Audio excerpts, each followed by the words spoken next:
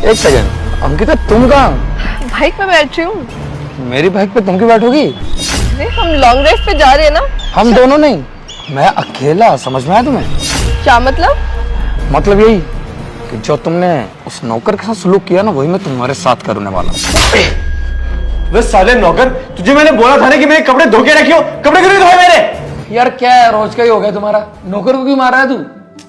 यार प्लीज, तुम नहीं जानते कि नौकर ना बहुत आलसी है, ना कोई ढंग का काम करता है। अरे इसका ना रोज का यही हो गया। रुको तुम, इसे तो मैं बताती हूँ। हाँ अंकिता, यार मुझे बिल्कुल अच्छा नहीं लगता। रामू तुम जाओ, अपना काम करो। नहीं प्रिंस, तुम रुको। आज तो मैं इससे बात करके ही रहूंगी। यार रोज रोज का ड्रामा हो गया इसका। क्या क्या है तुम्हें? क्या आलस फैला रखा है तुमने? और तेवर जी, अब क्या किया इसने? अरे भाभी देखिए ना, मुझे कॉलेज के लिए कपड़े प्रेस करवाने थे और अभी पता चला कि इसने वो कपड़े धोए भी नहीं है। ये नौकर किसी काम का नहीं है भाभी। इसने काम चोरी के अलावा कुछ नहीं करा इस घर में। इसके तनख्वाह भी क्यों देते हो? काट लिया करो ना। काम तो ये करता नहीं है वैसे भी, बस मुफ्त का खाने के लिए आ जाएगा। अब इस घर में तुझे रहने के लिए जगह मिली है ना, तो उसकी इज्जत करा कर। हाँ यश, ये तो तुम सही कह रहे हो। ये ना एक नंबर का कामचोर है। और ये जो तुमने कपड़े वाली बात कही ना, ये तो बिल्कुल ही सच है। अरे अभी थोड़े दिनों पहले मैंने इसको ना अपनी पार्टी वाली साड़ी धोने के लिए बोला था। इसने मेरी पूरी साड़ी खराब कर दी। उस साड़ी के ना सारे स्टोन्स निकले हुए थे। अरे मैं जो भी इसको काम देती हूँ ना, ये सब बिगाड़ देता है। और परसों मैंने इसको डस्टिंग करने के लिए बोला, इसने मेरे सारे फ्लावर पॉट्स तोड़ दिए। अरे ये ना बहुत आलसी हो गया आजकल। चुप करो यार, बहुत हो गया तुम दोनों का। तब से उस बेचारे नौकर को सुनाई जा रहे हो यार। अच्छा लगता है ऐसा? वो बेचारा गरीब परिवार से हमारे यहाँ काम करता है और तुम लोग इतना सुनाते हो यार। रोज का देख रहा हूं मैं, एक दिन की बात नहीं है ये। रामू जाओ, आप काम करो यार। नहीं, ये कहीं नहीं जाएगा। अरे यही तो बात है कि ये गरीब है और इस गरीब का ना बर्दाश्त नहीं होता मुझे फेस यहाँ पर। अरे रोज रोज इसी का चेहरा देखना पड़ता है। क्या है ये गरीब कहेगा? इसको काम वाम तो करना आता नहीं है। अरे कितना सहूं मैं इसकी गलतियों को? कितनी बार नजरअंदाज करूं मैं इसकी गलतियां? भाभी एक मिनट रुकिए। हो भैया, आप इतना क्यों बकवास करे जा रहे हैं? हाँ, आपने सही सुना, मैंने बकवास ही बोला, क्योंकि आप एक फुटी कौड़ी तो कमाते नहीं हो। कमाते तो मैं हूं, तनख्वाह तो मैं ही इसके देता हूं ना। हाँ माने कि भाभी के हाथों इसकी तनख्वाह जाती है, लेकिन वो पैसे कहां से आते हैं? मेरे थ्रू आते हैं। मैं इस घर का खर्चा चला रहा हूं। आप क्या कर रहे हो इस घर के लिए? कुछ ही नहीं, एक नंबर के बस आवारागर्दी करते रहते हो आप। छोटे, ऐसा कैसे बोल सकता है यार तू? मेरी जॉब चलेगी, इसमें मेरी क्या गलती है? जिस कंपनी में काम करता था उसमें लॉकडाउन में नुकसान हो गया उनका, इस वजह से उन्होंने कुछ वर्कर्स को निकाल दिया, तो मुझे भी निकालना पड़ा। तो इसका मतलब ये नहीं है कि मुझे दूसरी जॉब नहीं मिलेगी। मुझे दूसरी जॉब जल्दी मिल जाएगी और मैं जैसे पहले घर चला रहा था वैसे अपने पैसों से घर चलाऊंगा। थोड़े दिन अगर तेरे पैसों से घर चल रहा है तो क्या दिक्कत है यार? मैंने भी तो इतना सारा खर्चा किया आज तक। जॉब गई है ना तो आपकी वजह से गई है। कोई ना कोई कारण तो करा होगा आपने, इसी वजह से जॉब गई है ना आपकी। वरना वो लोग पागल तो है नहीं कॉर्पोरेट वाले की आपको जॉब से निकाल देंगे। आपको पता क्यों निकालना पड़ा भैया? क्योंकि आपका काम को पसंद नहीं आया होगा। आप किसी काम के हो ही नहीं, और बचपन से आज तक आपने करा ही क्या है? हर काम में पीछे रहे हो, पीछे। एक काम ढंग से नहीं हुआ है। वे आए बकवास करने के लिए। अगर आप इस घर के लिए कुछ कर नहीं सकते ना, तो कुछ बोला भी मत करो, क्योंकि आपको कोई हक नहीं बनता। पैसे मैं दे रहा हूं इस घर में, आप नहीं। तो जिस दिन आप पैसे कमाने लग जाओगे ना, तब बोलना। इसलिए चुप बैठो। अरे यश छोड़ो, मेरी तो किस्मत फूटी थी जो इस घर में मेरी शादी हो गई। मैंने क्या क्या सपने सजाए थे कि शादी के बाद ना मैं कितनी खुशी खुशी रहूंगी, मेरा पति होगा, उसके पास बहुत सारे पैसे होंगे, वो मेरी सारी इच्छाएं पूरी करेगा। पर नहीं, मेरी शादी हो गई इन नल्ले के साथ जो खुद का तो क्या किसी का कोई काम ही नहीं करता है, बस घर पे बैठ के बस रोटियां तोड़ते रहता है। अरे लोगों के पति होते हैं, बाहर जाते हैं, ऑफिस का काम करते हैं, अपना बिजनेस संभालते हैं। और एक इसको देखो, चलो ठीक है, अगर ये बाहर भी नहीं जाता तो एक घर का काम भी कोई नहीं करता, बस घर पे बैठ के ना रोटियां तोड़ के हमारा काम बढ़ाता रहता है। जब देखो ये ला दो वो ला दो, बस इसकी ना फरमाइशें ही नहीं खत्म होती है।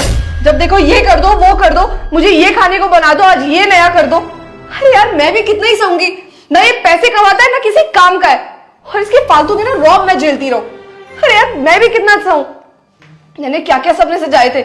मेरे घर वालों ने मुझे कितना अच्छा बोला था कि तुम्हारा पति ना बहुत अच्छा है, तुम्हारी बहुत केयर करेगा, तुम्हारा बहुत ख्याल रखेगा, और घूमने तो तुम हर हफ्ते जाया करोगे। यहाँ ना 3 महीने हो गए मुझे घूमे हुए कहीं पर। अरे ये इंसान मुझे कहीं घुमाने तो क्या गली के बाहर तक नहीं लेकर जाता है, बस घूमने के नाम पे ना मैं सब्जियां लेकर आ रही हूँ। यार मेरी किस्मत ही खराब है जो मेरी इस घर में शादी हो गई है। भाभी शांत हो जाइए, क्योंकि इस आदमी के आगे बोलने का ना कोई फायदा नहीं है। इसको तो बस दूसरों का दुख दर्द दिखता है, इसको अपना नहीं दिखता। अरे खुद का खर्चा तो संभालने लग जाओ, तब बकवास करना, तब बोलना किसी के लिए। तब तक कोई हक नहीं है आपका कुछ भी बोलने के लिए, समझे? छोटे ऐसा तो बोल कैसे सकता है यार? बचपन से लेके आज तक सारा खर्चा तो मैंने संभाला है। तुझे तो पता है हमारे माँ बाप भी नहीं है, तेरे को पाला, तेरी पढ़ाई का खर्चा उठाया, कॉलेज का खर्चा उठाया, मेरी शादी हुई उसमें भी खर्चा हुआ, बहन थी हमारी उसकी भी शादी करवाई है। अरे खर्चा ही संभाला है ना, कोई एहसान थोड़ी कर रहा है। और हाँ, बाप मर गया तो मर गया, कौन सा उसने मेरे लिए कुछ करा था? ना आपने मेरे लिए कुछ खास करा है, ना उसने करा था। खुद तो साला वो बूढ़ा मर गया और आपके नाम कर गया ये प्रॉपर्टी। ये प्रॉपर्टी अगर आपके नाम नहीं होती ना, तो आपको तो मैं कब का इस घर से लात मार के निकाल देता। लेकिन क्या करूं, इस प्रॉपर्टी पेपर पे ना मुझे मेरा नाम भी चाहिए, इसलिए मैं आपको झेल रहा हूँ। नहीं तो अभी तक तो आप सड़क पे भीख मांग रहे होते, भीख। हाँ, मान लिया कि आप मेरे बड़े भाई हो, लेकिन आपने उस इज्जत के काबिल नहीं हो कि आपको बड़े भाई वाला दर्जा दिया जाए। तो इसीलिए आप चुप रहो, नहीं तो मेरे मुंह से और भी लफ्ज है बोलने के लिए जो मैं आपको बोल नहीं रहा हूँ। इज्जत कर रहा हूँ, बहुत बोल लिया मैंने और बहुत सुन लिया आपने। बड़े हो इसलिए मैं ज़्यादा कुछ बोलना नहीं चाह रहा। तो प्लीज़ भाभीयों में बात कर रहे हैं ना, बीच में मत बोलिए। और तू नौकर, तू क्या देख रहा है? मेरा बड़ा भाई अगर तेरा साथ दे रहा है ना, तो उसका मतलब ये नहीं कि तू बच गया। भूल मत, तेरी तनख्वाह ना मेरे जेब से जा रही है मेरे, तो इसलिए तू वही करेगा जो मैं तुझे कहूँगा। और मैं चाहूँ तुझे मैं 2 मिनट में इस घर से बाहर निकाल सकता हूँ, लेकिन मैंने तुझे बस इस घर में इसलिए रखा हुआ है क्योंकि मुझे कोई और काम वाला मिल नहीं रहा। यश प्लीज उसको कुछ मत बोल। रामू भैया हमारे घर में पहले से काम करते हैं और इतने साल हो गए, मेरे को बिल्कुल अच्छा नहीं लगता। जब से मेरी जॉब गई है ना, तुम लोग इनको इतना सुनाते हो। मुझे तो वही समझ में आता है कि शायद इनको नहीं, तुम इनडायरेक्टली मुझे सुनाते हो ये सब। चलो कोई बात नहीं यार, मेरी जल्दी जॉब लग जाएगी।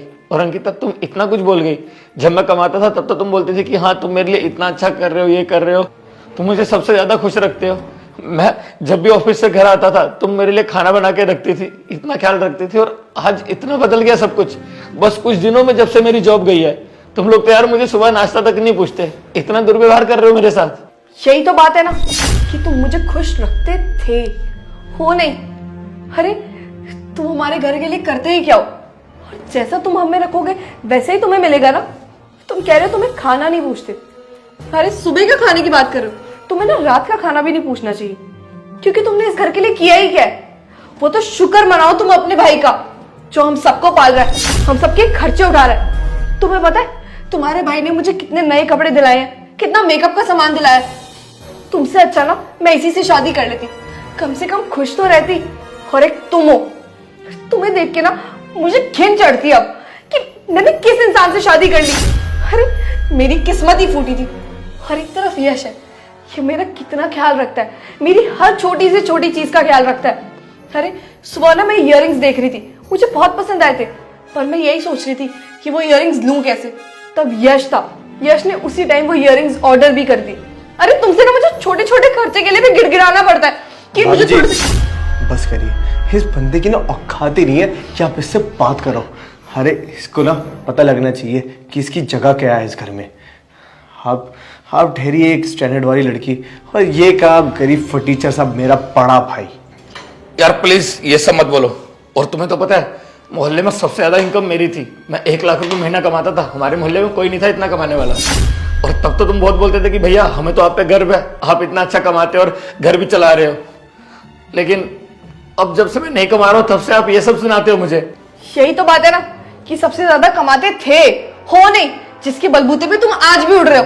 अरे थोड़ी तो शर्म करो, कितना सुना रहे हम लोग। अरे बाहर जाओ, नौकरी ढूंढो, काम करो, क्या ये बेरोजगार की तरह यहाँ पड़े रहते हो? हाँ, तुम्हें खुद तो कोई काम है नहीं और हमारे सिर पे बोझ बने पड़े हो। हमारे सिर पे नहीं, तुम तो इस धरती पे ही बोझ हो।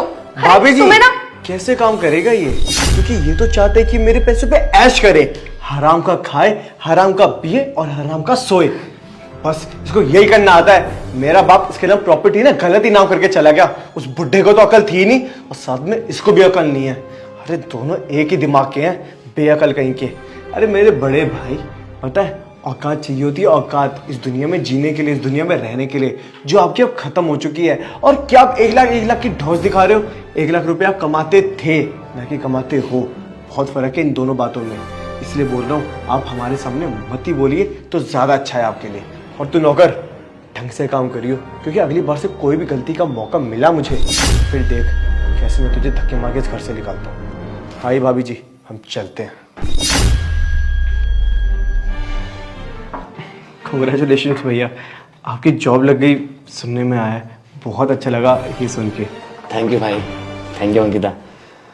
हाँ वो मैं बहुत देर से ट्राई कर रहा था, तो फिर चलो भगवान के घर में देर है अंधेर नहीं, सब सही से हो गया और अब सही है सब, क्योंकि मैं भी दुखी हो गया था यार, कब तक घर पे बैठता। और देखिए ना, भगवान भी कैसे कैसे दिन दिखाता है। अरे पिछले महीने तक आपकी नौकरी नहीं थी और तब यश कमा रहा था, और अब यश की नौकरी चली गई। पर अच्छी बात यह है कि आपकी नौकरी लग गई। अब ठीक है, हमारा घर तो कम से कम चलता रहेगा, हमें उसमें कोई दिक्कत नहीं आएगी। हाँ वैसे तुम्हें पता है मैंने एक सुपर बाइक भी ली है 20 लाख की।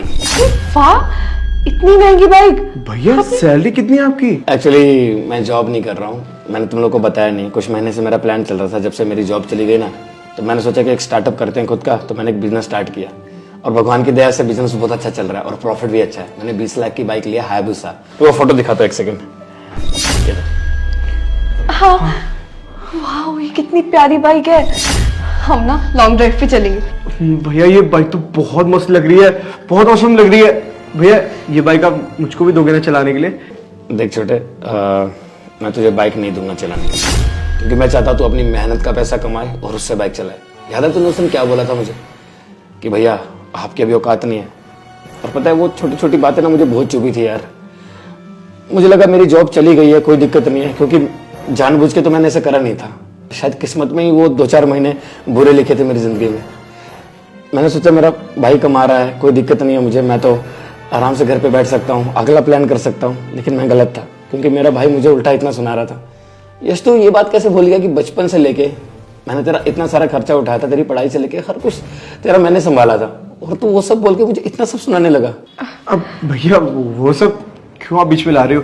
वो सब तो मैंने गुस्से में कह दिया था, कौन सा मेरा इंटेंशन था। आप तो मेरे बड़े भाई हो, आप तो मुझे बाइक चलाने दो। छोटे, तूने तो गुस्से में इतना कुछ बोल दिया था और बातें बहुत चुभी थी मेरे। और अंकिता, तूने भी बहुत कुछ सुनाया था उस दिन मुझे। चलो जाने दो, पुरानी बातें क्या याद करना। अंकिता तुम जल्दी से रेडी हो जाओ। हाँ, मैं एक काम करती हूँ, मैं रेडी हो जाती हूँ। भाभी आप। और तुम्हें पता है रामू भैया बचपन से हमारे घर पे काम कर रहे हैं। इन्होंने मुझे एक बड़े भाई की तरह संभाला था। जब मैं टेंशन में होता था, अपने सारे दुख सुख इनके साथ शेयर करता था। ये हमारे घर के सिर्फ नौकर नहीं है, हमारे घर के सदस्य है। और जब मेरे बुरे दिन चल रहे थे, तुम लोग इन्हें इतना सारा सुना रहे थे, लेकिन मैं कुछ कर नहीं पा रहा था, क्योंकि मेरे हाथ में कुछ नहीं था। मैं खुद तुम्हारे टुकड़ों पे पल रहा था। यही सब बोला था ना तुमने मुझे।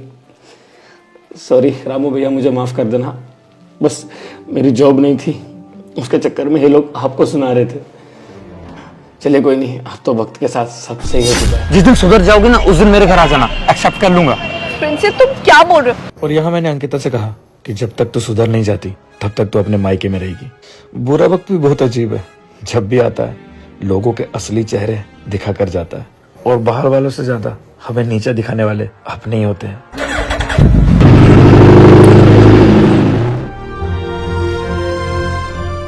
यार शेयर का बटन, वीडियो को जल्दी से शेयर कर दो। हमारे पेज को फॉलो करे बिना बिल्कुल मत जाना, पेज को फॉलो कर दो प्लीज। और शेयर करो वीडियो को, प्यारा सा कमेंट करो, बताओ आपको वीडियो कैसी लगी, वीडियो का मैसेज आपको कैसा लगा, जल्दी से कमेंट करो और फॉलो कर दो, शेयर कर दो। अपना प्यार ऐसे बनाए रखो।